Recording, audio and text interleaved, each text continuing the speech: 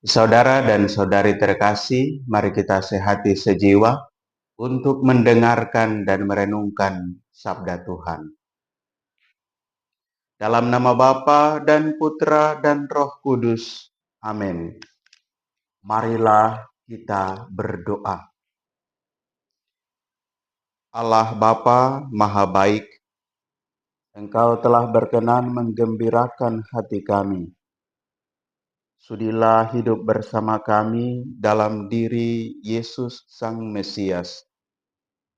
Semoga kami selalu menaati sabdanya dan meneladan cinta kasih-Nya. Sebab Dialah yang hidup dan berkuasa bersama Dikau dalam persekutuan dengan Roh Kudus, Allah sepanjang segala masa. Amin. Tuhan bersamamu. Inilah Injil suci menurut Yohanes.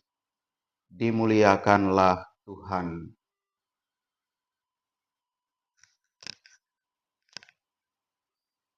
Sekali peristiwa, Yesus bersama murid-muridnya pergi ke tanah Yudea, dan Ia diam di sana bersama-sama mereka dan membaptis.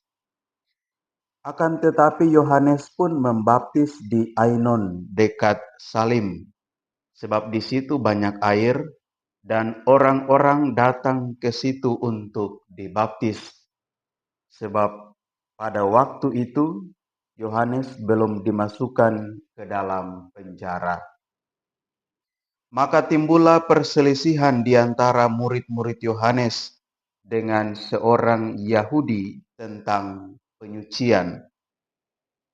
Lalu mereka datang kepada Yohanes dan berkata kepadanya, "Rabi, orang yang bersama dengan engkau di seberang sungai Yordan, dan yang tentang dia engkau telah memberi kesaksian, dia membaptis juga dan semua orang pergi kepadanya." Jawab Yohanes, "Tidak ada seorang pun yang dapat mengambil sesuatu bagi dirinya kalau tidak dikaruniakan kepadanya dari surga. Kamu sendiri dapat memberi kesaksian bahwa aku telah berkata, aku bukan Mesias, tetapi aku diutus untuk mendahuluinya. Yang empunya mempelai perempuan ialah mempelai laki-laki, tetapi sahabat mempelai yang berdiri dekat dia dan mendengarkannya sangat bersukacita mendengar suara mempelai laki-laki itu. Itulah sukacita, dan sekarang sukacita itu penuh.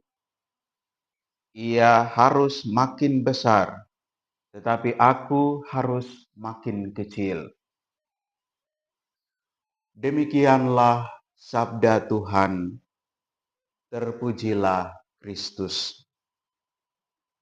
Saudara dan saudari yang Tuhan Yesus kasihi, Injil suci hari ini mengisahkan tentang murid-murid Yohanes yang datang bertanya kepadanya tentang Yesus yang juga membaptis banyak orang. Pertanyaan ini muncul karena perselisihan para murid dengan seorang Yahudi tentang penyucian. Yohanes dengan sabar, dengan penuh kerendahan hati, dan dalam sukacita menyatakan bahwa ia bersukacita sebagai sahabat mempelai, dan sukacita itu penuh. Yohanes dengan tulus dan rendah hati menyatakan kepada murid-muridnya, ia harus makin besar, tetapi aku harus makin kecil. Saudara dan saudari yang terkasih dalam Tuhan kita Yesus Kristus, sikap Yohanes Pembaptis ini memberikan nasihat sekaligus teladan yang baik bagi kita dalam membangun relasi kita dengan Allah dan dengan sesama kita. Dari sisi iman, Yohanes menunjukkan kepada kita bagaimana dalam hidup kita hendaknya senantiasa kita memuliakan Tuhan, mewartakan kasih dan kebaikannya kepada semakin banyak orang, sehingga namanya semakin mulia dan semakin besar di tengah dunia ini. Tetapi kita dengan penuh kerendahan hati melaksanakan kehendaknya.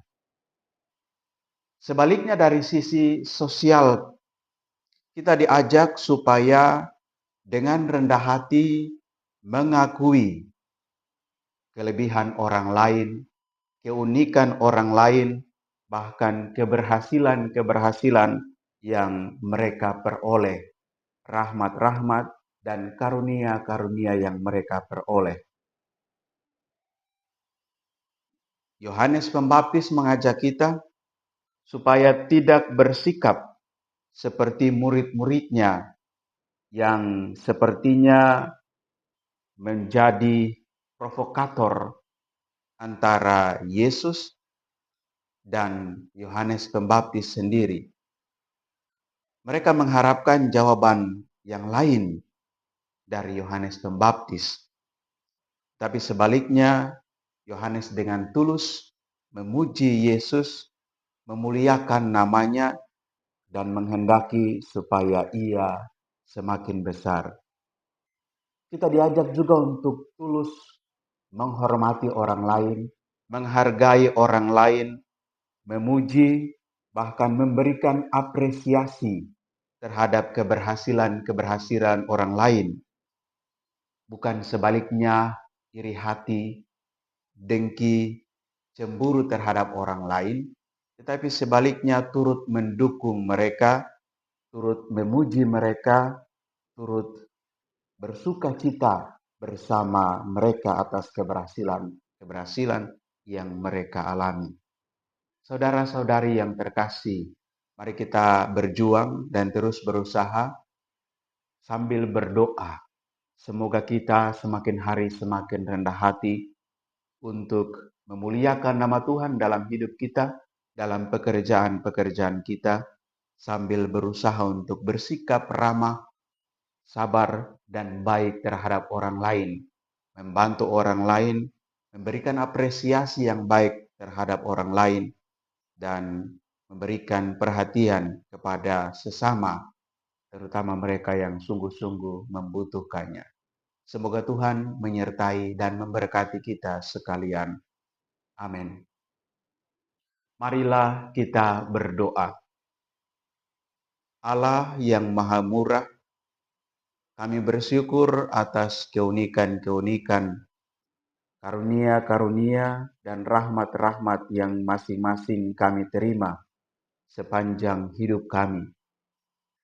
Kami bersyukur karena Engkau senantiasa menyertai kami dengan rahmat-Mu. Kami mohon, kuatkanlah kami, curahkanlah roh-Mu bagi kami, agar kami semakin rendah hati dalam hidup kami, memuliakan dan memuji Dikau dalam hidup dan karya kami, sambil berjuang untuk memperhatikan, membantu, dan mendukung sesama kami. Demi Kristus, Tuhan dan pengantara kami. Amin.